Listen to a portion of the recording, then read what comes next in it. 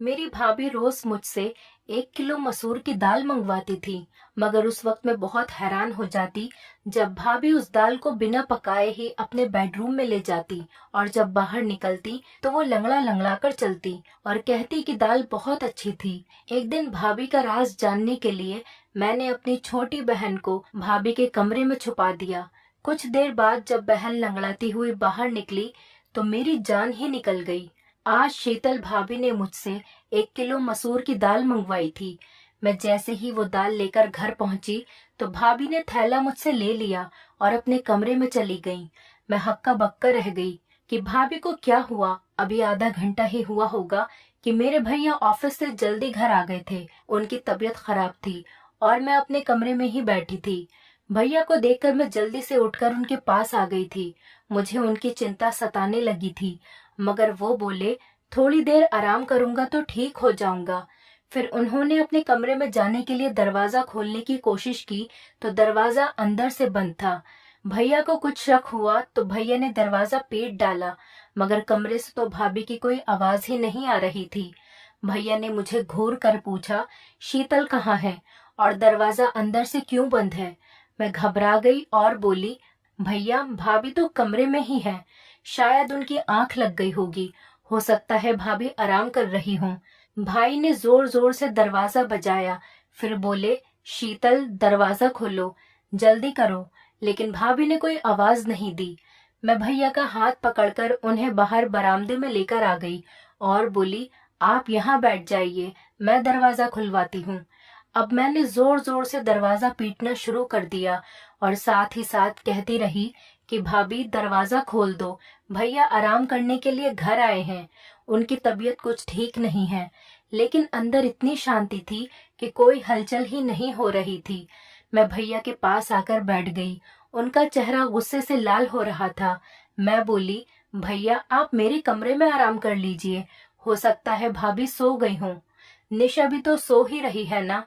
भैया ने ना में सिर हिला दिया और मुझसे बोले कि तुम यहाँ से जाओ, तुम भी आराम कर लो। लेकिन मैं भैया के पास ही बैठी रही। तभी भैया के कमरे का दरवाजा खुला और भाभी लंगड़ाते हुए बाहर निकलने लगी। भैया एकदम गुस्से से उठे और भाभी पर चिल्लाते हुए बोले, कमरा अंदर से बंद क्यों था? तुम नहीं जानती क्या? मैं अपनी 2 मासूम बहनें तुम्हारे हवाले करके काम के लिए बाहर जाता हूँ। तुम तो हर रोज ही यही सब करती होगी। तुमने मेरी बहनों को अपना समझा ही नहीं है। मैं खुद 16 साल की कम उम्र और डरपोक सी लड़की थी। भैया के गुस्से को देखकर मैं खुद ही डर गई थी, मगर फिर भी मैं आगे बढ़ी और बोली, भैया आप गलत सोच रहे हैं। भाभी ने कभी हमको पराया नहीं समझा, वो माँ की तरह हम दोनों का ख्याल करती हैं। शायद आज भाभी की तबीयत खराब हो, इसीलिए वो सो गई होंगी। मेरी बात सुनकर भैया ने मेरे सिर पर हाथ फेरा और खुद कमरे में चले गए। भाभी की आंखों में आंसू आ गए थे और उन्होंने मुझे गले से लगा लिया था। वो बोली, शुक्रिया स्नेहा। मैंने कहा, शुक्रिया को मारो गोली, जल्दी चलो भाभी किचन में, चलकर दाल बनाते हैं। भाभी एक पल के लिए परेशान हो गई थी। वो बोली, स्नेहा दाल तो मैंने खा ली है, तुम अपने कमरे में जाकर पढ़ाई करो। भाभी लंगड़ाते हुए किचन में चली गई थी। मैं हैरान होकर वहीं खड़ी थी कि भाभी ने मुझसे झूठ क्यों बोला कि उन्होंने दाल को खा लिया है, क्योंकि मैंने अपनी आंखों से देखा था कि वो कच्ची दाल अपने कमरे में लेकर गई थी। मैं अपने कमरे में आ गई और पढ़ते पढ़ते ना जाने मेरी कब आंख लग गई थी और फिर सुबह को घबराकर मेरी अचानक से आंख खुली। मेरे साथ साथ निशा भी जाग गई थी और अब हम दोनों किचन में जाकर भाभी की मदद करने लगे। आज भाभी भी मुझे बड़ी बेचैन सी और खोई खोई सी लग रही थी। भैया भी किचन में आ चुके थे। अब भैया भी रिलैक्स लग रहे थे, भाभी से आराम से बातें कर रहे थे। मैंने ये सोचकर ये सब नजरअंदाज कर दिया था कि ये सब मेरा वहम ही होगा। सुबह में जल्दी उठकर कॉलेज के लिए तैयार हो गई और भैया के साथ ही चली गई थी। वो ऑफिस जाते हुए मुझे भी अपने साथ लेकर जाया करते थे। मैं और निशा एक ही कॉलेज में एक साथ पढ़ते थे। उसकी फर्स्ट ईयर के एग्जाम हो चुके थे, इसीलिए उसकी छुट्टियां चल रही थी, जबकि मैं सेकेंड ईयर में थी और मेरे एग्जाम के लिए अभी 3 महीने बाकी थे। कॉलेज से घर आने के लिए मैं बस में सफर करती थी। मैं जैसे ही घर पहुंची तो मुझे लगा ही था जैसे भाभी मेरे इंतजार में ही बैठी होंगी। वो मुझे देखकर फौरन ही कहने लगी कि स्नेहा, जल्दी से यूनिफॉर्म बदल लो और मुझे 1 किलो मसूर की दाल लाकर दे दो। फिर वो अपने कमरे से पैसे लेने के लिए चली गई थी। भाभी की लंगड़ाहट भी खत्म हो चुकी थी। मैं जल्दी से मुंह हाथ धोकर भाभी के पास आ गई थी। मैं शीतल भाभी से पैसे लेकर 1 किलो मसूर दाल लेकर आई थी। आज मैंने भाभी को थैला पकड़ाते हुए कहा, भाभी, आज प्लीज दाल चावल बना लीजिएगा। मेरी भाभी के चेहरे का रंग एक पल के लिए फीका पड़ गया था। फिर उन्होंने हाँ में सिर हिला दिया और दाल अपने कमरे में लेकर चली गईं। मुझे एकदम से अजीब सा लगा था कि ऐसा कैसे हो सकता है कि कच्ची दाल अपने कमरे में कौन लेकर जाता है। फिर मैं यही सब सोचती हुई अपने कमरे में आ गई थी और पढ़ने लगी। शाम के वक्त भैया ऑफिस से आए तो मेरे और निशा के लिए खाने पीने का सामान लेकर आए थे। भैया की आवाज सुनकर भाभी भी अपने कमरे से निकल कर आ गई और वो लंगड़ाकर चल रही थी। मैं हैरान रह गई कि पहले तो भाभी के पैर की लंगड़ाहट खत्म हो गई थी, अब दोबारा वो क्यों लंगड़ा रही हैं। मुझे भाभी पर शक हुआ, कहीं भैया को दिखाने के लिए नाटक तो नहीं करती। लेकिन जब मैंने भाभी के चेहरे की तरफ देखा तो साफ साफ पता चल रहा था कि वो बड़ी तकलीफ में है। मैंने अपनी सोच को फौरन बदला और भाभी के पास गई और उनसे पूछने लगी कि उनके पैर में क्या हुआ है, तो वो चुप हो गई थी। भैया को बड़ी भूख लगी थी, इसलिए भाभी फटाफट किचन में चली गई थी और मैं अक्सर किचन में भाभी को मदद करती थी। आज भी मैं उनकी मदद के लिए किचन में चली गई। मैंने कहा, भाभी, दाल चावल के बारे में सोच सोचकर बड़ी भूख लग रही है। भाभी ने मेरी तरफ बड़ी अजीब सी नजरों से देखा था। भाभी कहने लगी, आज तो मैंने घर में आलू की सब्जी बनाई है, दाल तो मैं कब का खा गई। बहुत ही अच्छी दाल थी। ये सुनकर मैं हक्का बक्का रह गई थी। एकदम ही मेरा दिल भर आया और मैं सब कुछ छोड़ छाड़ कर अपने कमरे में आ गई थी। मैं अपनी सोचों में गुम थी, लेकिन निशा को देखकर मैं एकदम से चौंक गई थी, क्योंकि वो अपनी पुरानी फर्स्ट ईयर की किताब खोलकर बैठी थी। मैंने उससे कहा कि जब पढ़ने के दिन थे तब तो तूने पढ़ाई से जान बचा ली, अब क्या फायदा इस पढ़ाई का। मैंने निशा से किताबें छीनने के लिए हाथ आगे किया तो उसने मेरा हाथ झटक दिया था और एकदम गुस्से से बोली, कभी तो मेरी जान बख्श दिया करो, हर वक्त मेरी माँ बनने की कोशिश मत किया करो। आप सिर्फ मुझसे 2 साल बड़ी हैं, 20 साल नहीं, जो मेरे हर मामले में टांग अड़ाती फिरती है। मुझे निशा से इस तरह के बर्ताव की बिल्कुल भी उम्मीद नहीं थी। निशा ने तो कभी मेरे साथ इस तरह की बात नहीं की थी। मैं उसे छोड़कर भैया के पास आकर बैठ गई थी। भैया मुझसे पढ़ाई के बारे में पूछने लगे, जबकि मेरा सारा ध्यान भाभी की टांग पर था। वो भैया के सामने आने का टाल रही थी और बहुत मुश्किल से कोशिश कर रही थी कि वो लंगड़ाकर न चले। भैया ने मुझे जब यूं सोच में गुमसुम पाया तो परेशानी की वजह पूछने लगे। मैंने बिना कुछ सोचे समझे ही भैया को बता दिया कि निशा ने मेरे साथ बदतमीजी की है। भाई ये बात सुनकर हैरान हो गए थे। फिर उन्होंने निशा को आवाज देकर बाहर बुलाया और बोले कि तुम हर वक्त कमरे में क्यों घुसी रहती हो, बाहर आकर हम सबके साथ क्यों नहीं बैठती। भैया के शब्द अभी मुंह में ही थे कि निशा ने जोर जोर से रोना शुरू कर दिया था। वो बोली, पिताजी खुद तो इस दुनिया से चले गए, लेकिन मुझे दर दर के ठोकरे खाने के लिए छोड़ गए। भैया कहता है कमरे में मत बैठो, भाभी कहती है घर के कामों में हाथ बटाओ, जबकि मेरी बहन तो मेरी दुश्मन ही बनी हुई है। भैया निशा की हालत देखकर हैरान रह गए थे। फिर भैया उठे और निशा को गले लगाकर प्यार करने लगे और बोले, निशा, तुम जानती हो कि मैंने तुम्हें कभी भी अपनी बहन नहीं समझा, हमेशा अपनी बेटी ही समझा है। फिर तुम इस तरह की बातें क्यों सोचने लगी हो। निशा कुछ भी बोले बिना सिर्फ रोती चली जा रही थी। हम सब भी परेशान हो गए थे।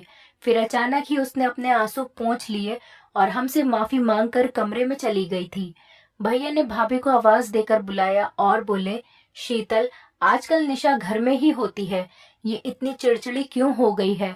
भाभी का चेहरा एकदम ही सफेद पड़ चुका था। वो बड़ी डरी हुई लग रही थी। वो बोली, सुनील, निशा हर वक्त कमरे में ही बैठी रहती है, इसलिए मैंने 1-2 बार उसे बोला था कि घर के कामकाज में थोड़ी मेरी मदद कर दिया करो, इस तरह से तुम बोर भी नहीं होगी। शायद उसे मेरी बात बुरी लगी होगी।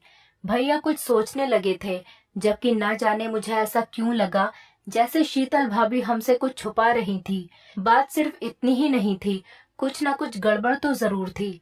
अगले दिन भैया हमारे कमरे के लिए टीवी लेकर आए, अच्छी अच्छी मूवीज ले आए, किताबें और नॉवेल्स भी लेकर आए और लाकर निशा के हाथ में थमा दी थी। और भैया कहने लगे, आज के बाद तुम घर में बोर नहीं होगी। फिर कैरम भाभी के हाथ में दे दिया और बोले, शीतल तुम और स्नेहा कैरम खेल लिया करो। ये देखकर भाभी भी मुस्कुरा गई थी।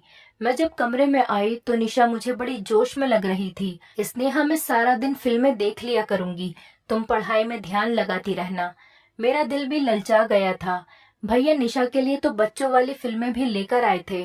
मैं देर रात तक जागकर पढ़ाई करती थी। एक दिन मैं पढ़ाई कर रही थी, तब मैंने भाभी को अपने कमरे से निकलते हुए देखा। वो तेज तेज कदमों से चलती हुई छत पर चली गई थी। न जाने इतनी रात को छत पर क्या करने गई थी। मैं तो बड़ी परेशान हो गई थी। मैं पढ़ाई वगैरह सब भूलकर बाहर ही देखती रह गई थी। तकरीबन 1 घंटा छत पर बिताकर भाभी अपने कमरे में वापस चली गई थी। आखिर ये सब हो क्या रहा था? मैं इस फिक्र में घुलती जा रही थी, जबकि मेरा दिल पढ़ाई में नहीं लग रहा था। मैं कॉलेज से जैसे ही वापस आई तो भाभी ने मुझे पैसे थमा दिए और फिर से मुझे 1 किलो मसूर दाल लाने के लिए भेज दिया था। मैं कपड़े बदलने कमरे में गई तो ये देखकर दंग रह गई कि निशा फर्स्ट ईयर की किताबें फिर से पढ़ रही थी। मुझे देखकर वो इस तरह चौंक गई थी और झट से वो किताब सहित कमरे से बाहर निकल गई थी। मैंने सोचा कि पहले भाभी की दाल ला देती हूँ, फिर निशा को तो बाद में देखूंगी। मैं दाल ले आई तो भाभी ने मुझसे थैला ले लिया और कोई भी बात किए बिना वो अपने कमरे में चली गई और अंदर से दरवाजा बंद करके कुंडी लगा ली। मैंने सब कुछ नजरअंदाज किया और निशा की खबर लेने के लिए कमरे में गई तो वो मुझसे कहने लगी, स्नेहा तुम भाभी को ये रोज रोज दाल लाकर मत दिया करो। उसकी ये बात सुनकर मैं हैरान रह गई कि वो ऐसा क्यों कह रही है। तो मैंने इस पर उससे पूछा, क्यों, क्या हुआ निशा? जल्दी से उठकर वो मेरे पास आई और कान में मुझे ऐसी बात बोल दी कि मेरा सिर चकराने लगा। मैं निशा की बात झुठला भी नहीं सकती थी, क्योंकि वो सारा दिन घर में ही होती थी। उसे तो भाभी के हर काम की बराबर जानकारी होती थी। मैंने निशा को कसम देकर मना कर दिया कि वो फिलहाल इस बात को किसी से भी न कहे। मैं खुद इस सारे मामले की तहकीकात करूंगी, फिर सच सामने आ जाने के बाद ही कुछ फैसला करेंगे। मैं पढ़ने बैठ गई तो निशा टेरेस पर चली गई थी। पढ़ाई में मेरा दिल बिल्कुल भी नहीं लग रहा था। मैं निशा और भाभी की वजह से बहुत परेशान थी। ये दोनों ही बड़ी अजीब अजीब सी हरकतें कर रही थी। मैं अपनी सोचों में गुम थी कि तभी भाभी कमरे से बाहर निकल आई और वो लंगड़ाते हुए चल रही थी। मुझे दाल में कुछ काला लग रहा था। मैंने भाभी से कहा, भाभी दाल कहाँ गई? तो भाभी बोली कि वो तो मैंने खा ली, बड़ी ही अच्छी दाल थी। तो ये सुनकर मैं चुप हो गई और फिर भाभी लंगड़ा लंगड़ा कर चलती हुई घर के काम कर रही थी। तब अचानक मुड़कर बोली, निशा कहाँ है? तो मैंने उन्हें बताया कि वो छत पर गई है। ये सुनकर भाभी के चेहरे का रंग अचानक ही उड़ गया था। वो लंगड़ाती हुई छत की तरफ जाने लगी थी। मैंने सिर झटक दिया और अपनी किताब उठा ली। ये दोनों तो पागल हैं, मुझे भी पागल कर देंगी। लेकिन मेरा दिल पढ़ाई में नहीं लग रहा था। भाभी को छत पर गए हुए बहुत देर हो गई थी। मैं भी उन दोनों के पीछे ही छत पर चली गई। सीढ़ियों पर चढ़ते हुए मैं भाभी की आवाज आसानी से सुन सकती थी। भाभी निशा को बुरी तरह से डांट रही थी। निशा के रोने की आवाज भी आ रही थी। मेरा दिल अपनी बहन के लिए टूट सा गया था। मैं जैसे ही छत पर पहुंची तो भाभी मुझे देखकर डर गई थी। उन्होंने निशा को गले से लगाया और प्यार से बोली, कैरम नहीं खेलोगी अपनी भाभी के साथ? निशा ने भी अपने आंसू पोंछ दिए थे और जबरदस्ती मुस्कुराने की कोशिश कर रही थी। मैं उन दोनों को हैरत से देख रही थी। मैंने निशा का हाथ पकड़ा और उसे खींचते हुए नीचे लेकर आ गई थी। उसे कमरे में लाकर मैंने पूछा, भाभी तुम्हें क्यों डांट रही थी? निशा घबरा गई और बोली, नहीं तो भाभी मुझे क्यों डांटेंगी, बल्कि वो तो मुझसे बहुत प्यार करती हैं। मैं कुछ सोचकर चुप हो गई थी। मैंने कहा, निशा मुझे तुम्हारी मदद की जरूरत है। मैं भाभी का राज जानना चाहती हूँ। उस दिन तुमने जो मुझे बात बताई थी वो सिर्फ तुम्हारा वहम था, लेकिन मैं चाहती हूँ कि तुम मुझे असली सबूत ला कर दो। कल जब मैं भाभी को दाल ला कर दूंगी तो तुम उनके कमरे में छुपकर देखना कि वो दाल कैसे खाती हैं और फिर लंगड़ाकर क्यों चलने लगती हैं। मेरी बात सुनकर निशा एकदम से मुस्कुरा गई थी। वो बोली, स्नेहा, मैं तुम्हारा साथ दूंगी। अगले दिन कॉलेज से वापस आते समय मैं अपने दिमाग में सारा प्लान फिट करके आई थी। घर पहुंची तो मैंने भाभी को मेरा इंतजार करते हुए पाया था। वो बोली, स्नेहा, जल्दी से दाल लाकर दे दो। मैं मुंह धोने के लिए कमरे में चली गई और निशा को भी समझा दिया कि जैसे ही भाभी को आवाज देकर मैं बुला लूंगी, तुम उनके कमरे में जाकर छुप जाना। उसने हाँ कह दिया था। मैंने भाभी को आवाज दी और कहा, भाभी, दाल अब महंगी हो गई है, थोड़े पैसे और देने पड़ेंगे। भाभी मुस्कुराकर बोली, तो फिर क्या हुआ, मैं अभी लाकर देती हूँ पैसे। इतनी देर में निशा भाभी के कमरे में जाकर छुप गई थी। मैं दाल ले आई थी। भाभी ने खुशी खुशी वो दाल मुझसे ले ली और अपने कमरे में चली गई। मैं बाहर बरामदे में बेचैन होकर चक्कर पे चक्कर काट रही थी। 1 घंटे बाद भाभी के कमरे का दरवाजा खुला और वो लंगड़ाती हुई कमरे से बाहर आ गई थी। फिर भाभी किचन में चली गई तो निशा भी उनके कमरे से बाहर निकल आई। ये देखकर तो मैं दंग रह गई कि निशा भी आज लंगड़ाकर चल रही थी। मैंने निशा का हाथ पकड़ा और जल्दी से पूछा, निशा, बताओ मुझे क्या मालूम हुआ। निशा बड़ी परेशान सी लग रही थी। वो बोली, स्नेहा, मैंने तो तुम्हें पहले ही बता दिया था कि भाभी हमसे छुप छुप कर घर से निकलती है, मगर तुमने मेरी बात का यकीन ही नहीं किया था। वो खिड़की बहुत छोटी है, उससे निकलते वक्त पैर में चोट लग जाती है, इसीलिए भाभी लंगड़ाकर चलती है। मैं भी उस खिड़की से निकलकर भाभी के पीछे जाना चाहती थी, मगर इस चोट की वजह से मैं वापस आ गई। मैंने निशा को कसम दी कि वो भैया को इस बारे में कुछ भी न बताए। वो बोली, पागल तो मैं हूं नहीं जो भाई का घर उजाड़ने का सोचूंगी। मैंने निशा को एक किताब दे दी और बोली कि तुम इसको पढ़ लेना। मैं उसका छोटा सा दिमाग दूसरी तरफ घुमाना चाहती थी, जबकि मैं खुद इस दुविधा में फंस गई थी कि भाभी के बारे में मैं भैया को कैसे बताऊं या फिर ना बताऊं। भाभी हमारे साथ तो बहुत अच्छे से रहती थी, मगर वो मेरे भैया के साथ बेवफाई कर रही थी।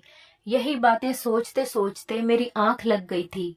न जाने कितनी देर मैं सोती रही। जब भैया के चीखने चिल्लाने की आवाज आई तब मैं घबराकर उठ बैठी थी। मेरी तो जान ही निकल गई थी। मैं भागती हुई बरामदे में गई तो मैंने भैया, भाभी और निशा को देखा। मुझे लगा निशा ने भाभी की हकीकत भैया को बता दी, तभी तो वो उन पर गुस्सा कर रहे हैं। मुझे देखकर भैया गुस्से से बोले, स्नेहा, मैं तो तुम्हें बहुत होशियार समझता था, मगर तुम भी इसको नहीं संभाल पाई। भैया का इशारा निशा की तरफ था। मैं जल्दी से आगे बढ़ी और बोली, भैया, हुआ क्या है। भाई की आंखों में आंसू आ गए थे। तुम निशा से मुझे ये पता करके बता दो कि छत पर कौन था जो इससे मिलने के लिए आया था। मैं एकदम ही डर गई थी। मैंने जोर जोर से नाम में सिर हिला दिया था। मैं भैया से कहने लगी, भैया, हमारी निशा ऐसी नहीं है, जरूर आपको कोई गलतफहमी हुई होगी। भाभी भी आगे बढ़कर बोली, सुनील, आप बिना सबूत इतना गुस्सा ना करें, बच्ची है, सुधर जाएगी। भैया अब भाभी को घूर घूर के देख रहे थे। वो बोले, मैंने शादी के पहले दिन ही तुम्हें बता दिया था कि ये दोनों लड़कियां सिर्फ मेरी बहनें नहीं हैं, बल्कि मैं इन्हें अपनी बेटियां भी समझता हूँ। तुम माँ बनकर इनकी परवरिश करना। इस तरह से पालन पोषण किया है तुमने इनका। मैंने निशा का हाथ पकड़ा और उसे अपने कमरे में ले गई थी। मैंने निशा से पूछा, तुम मुझे सब कुछ सच सच बता दो कि आखिर बात हुई क्या है। वो रोते हुए कहने लगी कि भाभी चाहती हैं कि हम दोनों उनके पति का घर छोड़कर चली जाएं, इसीलिए वो ये सब करके हमें हमारे भाई की नजरों में गिराना चाहती हैं। मैं बोली, तुम फिक्र ना करो, हमारे लिए गड्ढा खोदने वाली खुद ही उसमें गिर जाएगी। अगले दिन मैं भैया के साथ कॉलेज जाने लगी तो भैया बड़े खामोश से थे। उनकी आंखों में गुस्सा साफ दिख रहा था। मैंने भैया से कहा, भैया, आज आप ऑफिस से आधी छुट्टी लेकर मुझे कॉलेज से लेने के लिए आ जाइएगा। मैं एक हकीकत आपके सामने रखना चाहती हूँ। भैया कुछ कहे बिना ही चले गए थे, मगर ये उनकी मेहरबानी थी कि वो मुझे लेने के लिए आ गए थे। मैंने उनसे कहा कि वो घर से बाहर ही रहें, जब तक मैं इशारा करके उन्हें ना बुलाऊं, तभी वो आए। मैं जैसे ही घर गई, भाभी ने दाल का ऑर्डर दे दिया। थोड़ी देर बाद जब मैं दाल लेने बाहर निकली तो भैया आगे बढ़े और बोले, कहाँ जा रही हो। मैंने कहा, बस आप चुप रहें, आज हकीकत आपके सामने आ जाएगी। मैं दाल लेकर घर चली गई तो भाभी ने मेरे हाथ से दाल का थैला ले लिया और कमरे में चली गई। मुझे इसी वक्त का इंतजार था। मैं जल्दी से घर से बाहर आई और भैया को अपने साथ घर लेकर गई।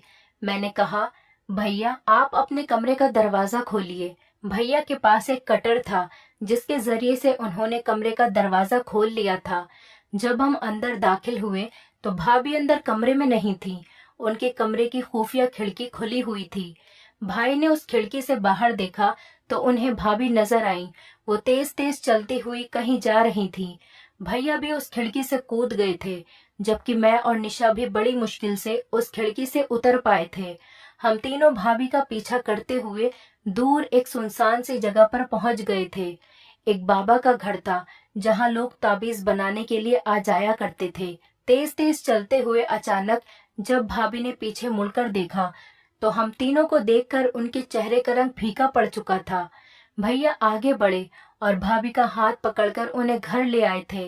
भैया के तेवर बड़े खतरनाक हो चुके थे। वो भाभी से बोले, शीतल, आज मैंने अपनी आंखों से सब कुछ देख लिया है, तो झूठ बोलने का कोई मतलब नहीं है। मुझे सच सच बता दो। तब भाभी बोली, सुनील, भगवान जानता है मैंने आपकी इन दोनों बहनों को अपनी बेटियों की तरह ही समझा है, मगर इनकी वजह से आप मुझ पर शक करते कि मैं इनका ख्याल नहीं रखती। इनकी वजह से आप मुझे दो शब्द भी सुना देते थे। तब मुझे ये वहम हो गया था, शायद आप मुझसे प्यार नहीं करते। ऐसा भी लगता था कि जैसे आप किसी और से मोहब्बत करते हैं और मुझे तलाक दे देंगे। मैंने अपनी बड़ी बहन से इसके बारे में बात की तो वो कहने लगी, एक साधु बाबा है जिनका मंत्र बहुत शक्तिशाली है, उससे पति मुट्ठी में आ जाता है। इसीलिए मैं आप सबसे छुपकर उनकी सभा में जाने लगी थी। साधु बाबा ने कहा था कि पूरे 30 दिन तक 1 किलो मसूर की दाल पर मंत्र का प्रयोग करना है और वही दाल नहर के किनारे फेंक देनी है। मुझे ये सब करते हुए पूरे 25 दिन हो चुके थे। मैं आप दोनों के जाने के बाद उसी मंत्र का पाठ करती थी, जिसकी वजह से निशा पर ध्यान न रख सकी। मुझसे चूक हो गई। निशा अपने ही इलाके के आवारा लड़के रवि से मोहब्बत कर बैठी और इनके दरमियान चिट्ठी और खत का सिलसिला शुरू हो चुका था। मुझे निशा पर शक हुआ, इसीलिए मैं आधी रात को उठकर छत पर चली गई। तब मुझे रवि का खत नजर आया। उसमें उसने निशा की बहुत तारीफ करी थी। मैंने वो खत निशा को दिखाते हुए कहा कि मैं तुम्हारी हकीकत तुम्हारे भैया को बता दूंगी, इसीलिए समय के रहते सुधर जाओ। मगर निशा तो मुझे ही अपना दुश्मन समझने लगी थी। मैं ये ठान चुकी थी कि 30 दिन बाद ये प्रक्रिया पूरी हो जाएगी और मेरी मन्नत भी। इसके बाद मैं निशा से सख्ती से पेश आऊंगी, मगर ये व्रत पूरा होने से पहले ही आप मेरा राज जान चुके हैं। मैं आपसे माफी चाहती हूँ कि मैं निशा का ख्याल नहीं रख पाई। मैंने निशा की तरफ देखा तो वो शर्म के मारे सिर झुकाकर खड़ी थी। भैया ने आगे बढ़कर निशा के सिर पर हाथ रख दिया और बोले, बेटा, अगर रवि अच्छा लड़का होता तो मैं उसकी शादी तुम्हारे साथ खुद करवा देता, मगर वो बहुत बुरा इंसान है। इलाके की हर लड़की के ऊपर उसकी नजर है। निशा रोने लगी और बोली, भैया, घर में सूनापन और अकेलापन था, इसकी वजह से मैं इस गलत राह पर चल बैठी, वरना मुझे रवि में कोई दिलचस्पी नहीं है। भैया मुस्कुरा दिए थे। उनके सर से भारी बोझ उतर गया था। फिर उन्होंने हम दोनों को कमरे में भेज दिया था। यकीनन अब भाभी की खबर लेने वाले थे। वो भाभी को हमारे सामने कभी नहीं डांटते थे। मैंने कहा, भैया आप भाभी को कुछ मत कहना, वो हमारी माँ जैसी है। भाभी रोते हुए हम दोनों बहनों के गले लग गईं और एक बार फिर हमारे घर में प्यार का खुशनुमा माहौल बन चुका था। दोस्तों, उम्मीद करती हूँ आपको हमारी कहानी पसंद आई होगी। कहानी पसंद आई है तो वीडियो को लाइक करें, चैनल पर नए हैं तो चैनल को सब्सक्राइब करें और हाँ, नोटिफिकेशन बेल को जरूर दबाएं ताकि अगली अपडेट सबसे पहले आपको मिले।